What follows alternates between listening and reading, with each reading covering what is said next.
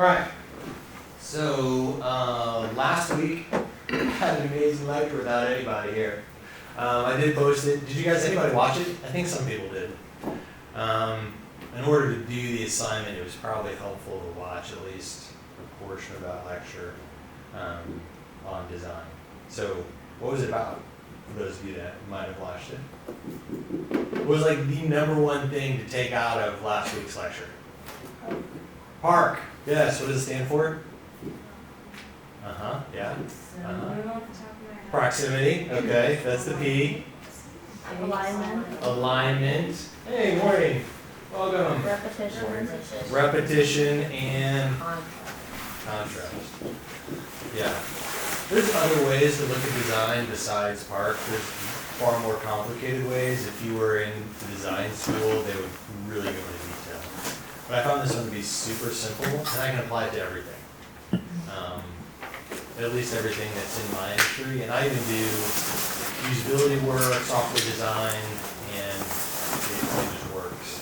So you can apply it to even, if you're doing an outline for something, how does that outline look? I have people that write help material for software, and even how that looks. You can apply proximity, alignment, repetition, contrast to it. So, and if you're going to be in a professional setting at some point in time, and people are going to be looking at stuff, and you're going to be like, that doesn't look good. But if you know that acronym, you'll be able to at least describe why you don't think it looks good. Instead of just being like, that doesn't look good. I don't know. It just feels weird. I just don't like it. Helps to have the language to be able to accurately communicate. If you guys are strat majors, you need to be strategically communicating what your opinions are. So I thought in today's class what we do is kind of review that a little bit, review park. But before we do that, also last week I talked about our assignments because I wanted to make it clear what our ultimate objective is. So first off, the elevator pitch. What would you say the purpose of the elevator pitch is? I know it's 9 a.m. first class. It's kind of sell yourself in less than 2 minutes. Sell yourself in less than 2 minutes. That's right. Should your elevator pitch be the same every time? No. And why is that? You cater it to the company. What's that? One at a time. You cater it to the company. You cater it to the company, right? What else? What other reasons? Why would it change? Like the event. The event, right? Person. Should be more conversational. Mm-hmm.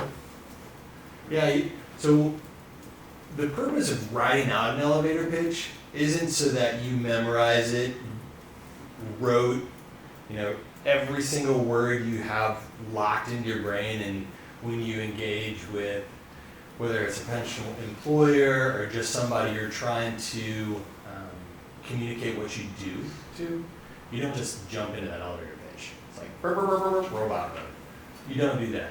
The purpose of writing out an elevator pitch is so you have clearly thought about all of those things, and so you're prepared to have that conversation. Because if you haven't thought about them, you're not ready to have the conversation, right? It's a preparedness component. So with your elevator pitch, again, it's working. My magic red thing is working. Hey, good morning. How's it going? Good deal.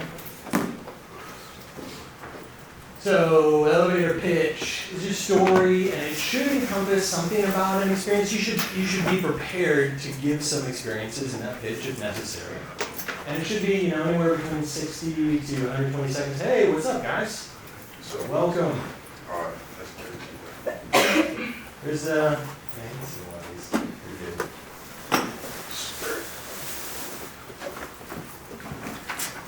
It should be conversational. It might be more than 120 seconds if you're having a good conversation with somebody. But I think that if you are trying to tell your story to somebody, how long do you think somebody really wants to listen to deliver that before they want to engage with you about that story?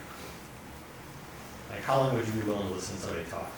Less than 90 seconds. Less than that. Right. It's all interesting. And 90 seconds can even be too long, right? Yeah. So just make sure that when you're in that situation, you're thinking through, is this person glassing over? Are they paying attention to what I'm saying?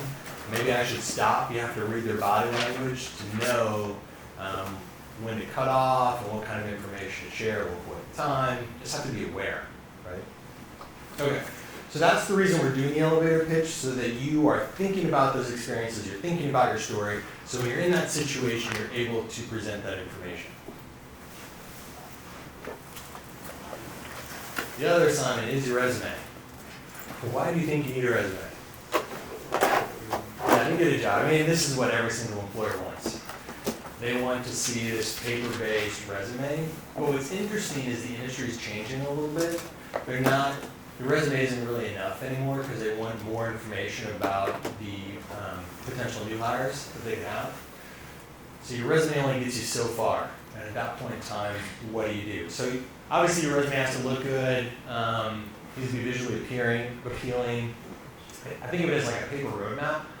So your resume can point towards other things. So instead of just having your resume be, this is it, this is all I have about who I am, you could have links on your resume that point to other locations where that recruiter or whomever you're sharing that information with can get more details about you and your experiences. It should be visually appealing. That's what we're going to do today. We're going to go through, look at each other's resumes, look at content, we'll kind of break them apart in groups. And your resume should have language in it that highlights your essential skills, your marketable skills, most professional skills.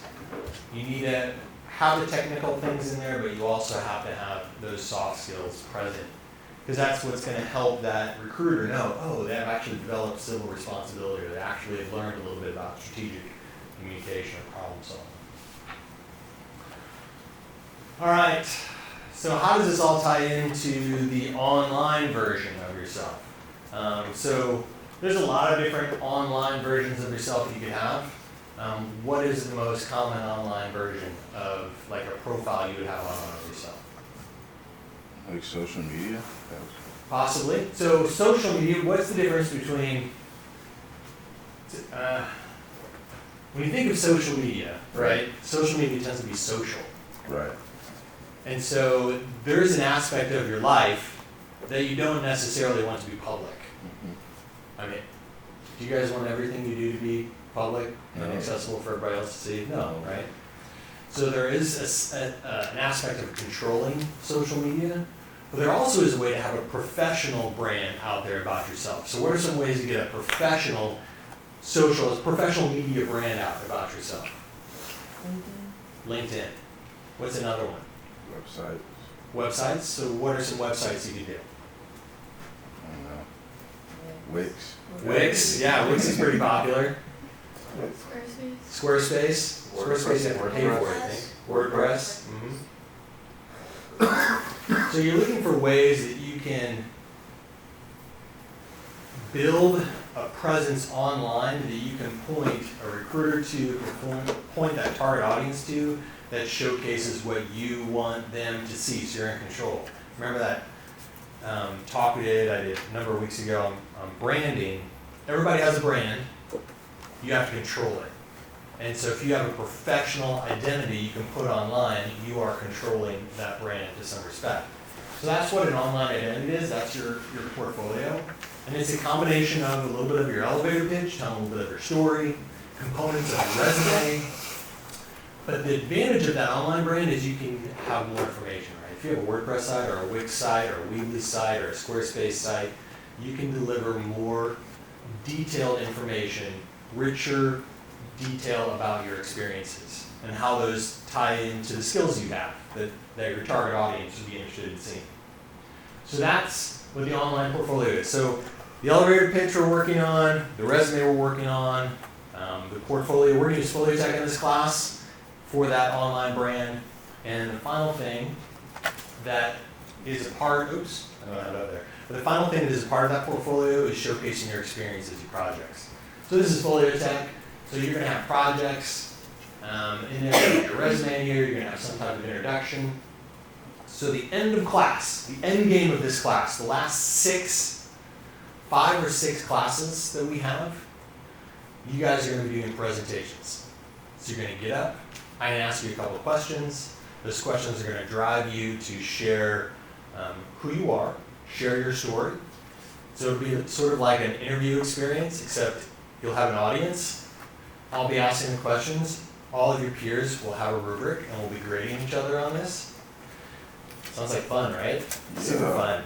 And you'll be showing your online brand during that presentation, so you'll be able to bring that up. You'll have your projects. We'll be working on projects over the next week. Yeah, next week is stories, so we're starting those next week and building those out. So those will be a part of this. So that's like the big point, big win component of this class. Is at the end of the class, you have this professional online brand. You thought through all these experiences, so you can share those skills with your target audiences. That's where we're headed. Does that make sense to everybody? Mm-hmm. Yeah? Yeah? Very good. Alright, so these are just samples of what some of this can look like. And let's get to park. So what does it stand for again? Proximity, alignment, repetition, contrast. In contrast. Oh, so, this class at 9 a.m. just sucks. Everybody's so tired. Okay, so there we go. Proximity, alignment, repetition, contrast. So proximity is the concept of putting like things close to each other, right? So if you have name, address, email, or name, email, address, phone number, probably want to put those in close proximity to each other because it makes sense to put those in close proximity to each other. So grouping like things. If you watch my lecture, I'm not going to go to all the details of this today because I did it last week and it's so much fun to watch my lecture. I'm kidding, by the way. That's sarcasm. All right, proximity, alignment, repetition, contrast. So contrast is where you have contrasting things. So white and black, red and blue. If you have a square and a circle, those are contrasting shapes. So using contrast inside of your material to emphasize something. That's what contrast is. Alignment, whether you're left aligning something, center aligning something, right aligning something. So almost all of the material I see, when it first comes to me, everything's center aligned. Everybody wants to center align everything. And I don't know why. I think people just like to center align things, but if you look at professional material that's put out, not much is center aligned. Everything starts with left aligning, and fewer and fewer things are center aligned.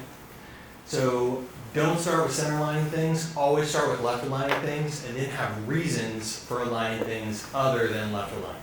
So start with left, then go to right sometimes, go to center, but always start with left. Your eye wants these nice vertical lines. It's just natural. How many of you heard of eye tracking?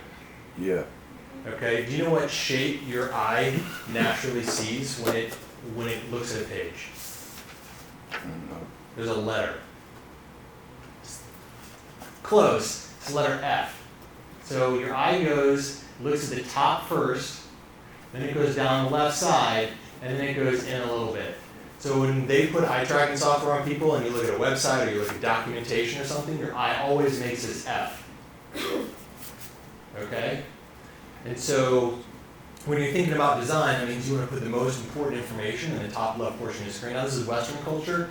I mean, Eastern culture, it might be totally different, the way the eye consumes information.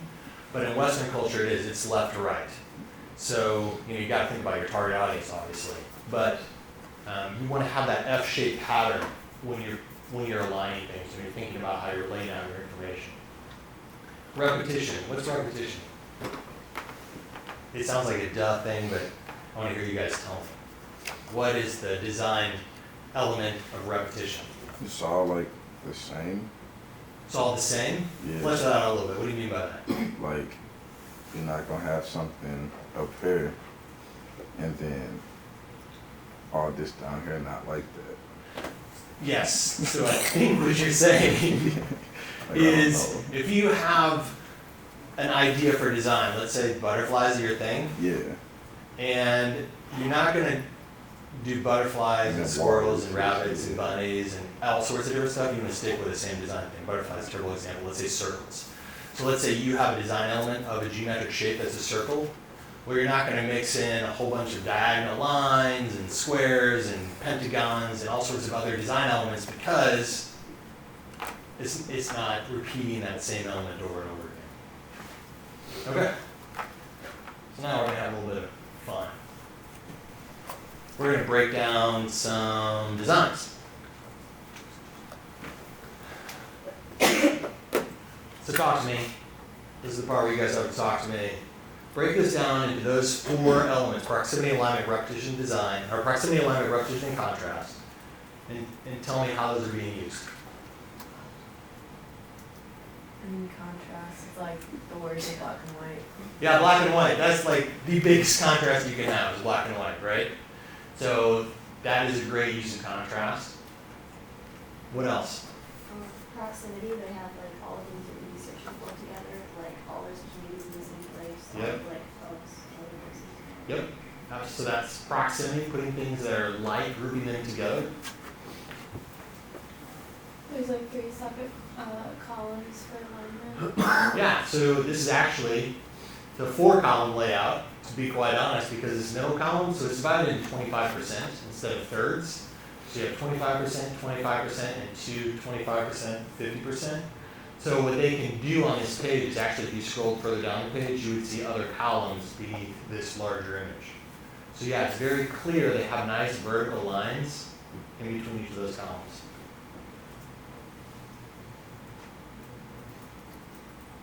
What do we have here? Billboard is flush right, flush left. Is it our right or they right? It's left. Okay. Yeah, it's left. Yeah, it's not Justin Bieber's right. Right. It's your left. I always do that. So yeah, so we got a left line there. We've got right aligning over here, right? Hmm.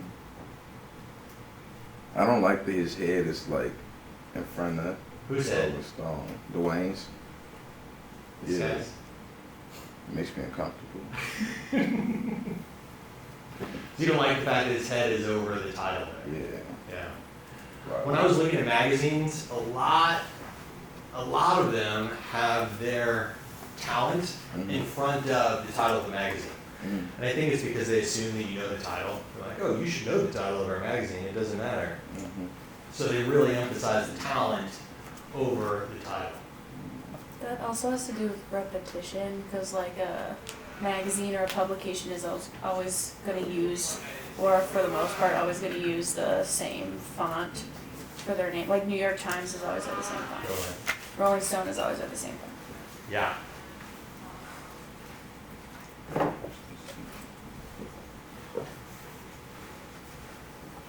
And they're always going to put the title up there so you know, like it's Rolling Stone. It's because consistent. in theory, you've seen it over and over and over again.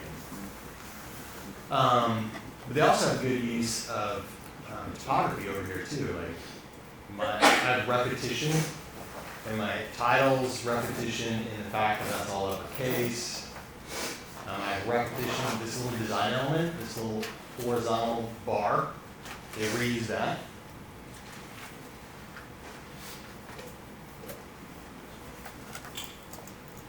CNN. Yeah. Proximities, all the top stories are kind of right next to each other, and like, Yeah. it seems if you kept scrolling down, they kind of break it into topics. Yeah, good use of proximity here. I don't like this. I don't know what they have going on here. Clearly that didn't fit inside the page.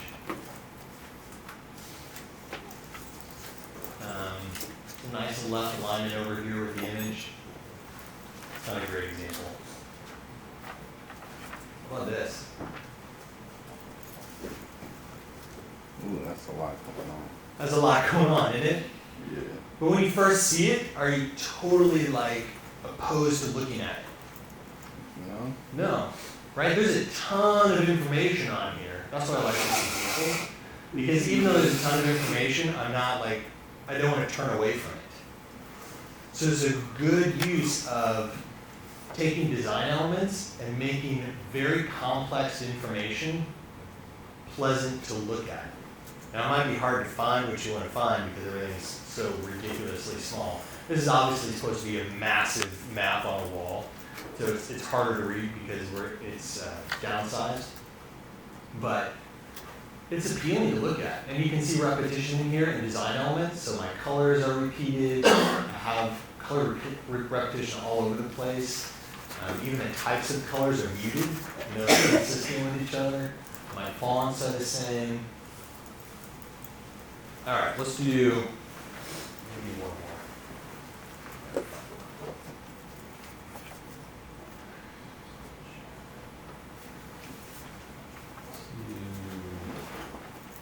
All right, kind of get us ready for what we're about to do.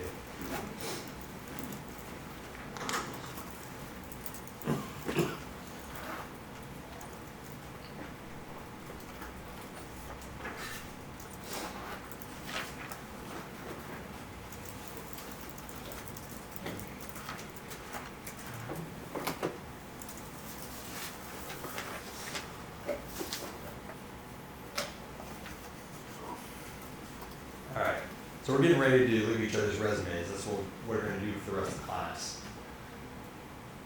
Let's write these down. We'll start with Jesse over here.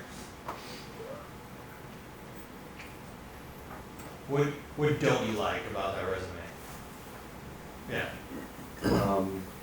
It's like a little, like the completed coursework, it's like long. That like middle Right. section. Yeah. I feel like a lot of people would not have the time to read that. Right, it's like, oh my gosh, I know that. That's a ton of words, Yeah, right? a lot of like long words too. Yeah.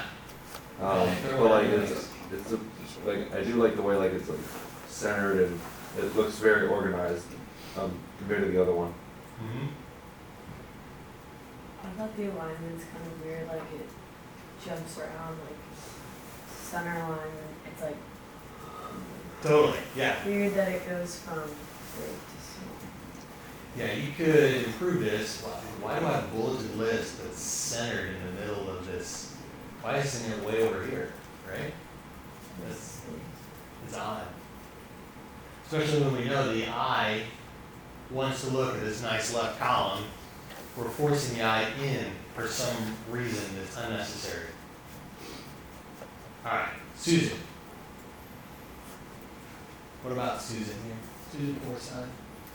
She's a general business major. Like, at least on the bottom for like course highlights, the way that the spacing is between the lines, like, it's just not good. Yeah, Like, I don't know what about it is so weird, but I can tell you. So one of the things is this, when you have, so it says accounting 1 and then 2, and the 2 is like thrown on another line. you should just move the margin. Yeah, we call it a widow, because it's by itself. So in the design world, that's a widow. So you don't want widows. So anytime you are putting some type of header in or a line of information, you don't want to have this widow that's hanging by itself on this other line. It's a poor use of space, and it looks unpleasing. We also have some, some center line stuff, some left line stuff. This is just, the alignment in this resume is not healthy. We have conflicting design elements. I have this black line here, I have thin grayish lines here, and then I have a big gray line here. So that's inconsistent use of a design theme, right? It's not repeated. We should come up with one and reuse it.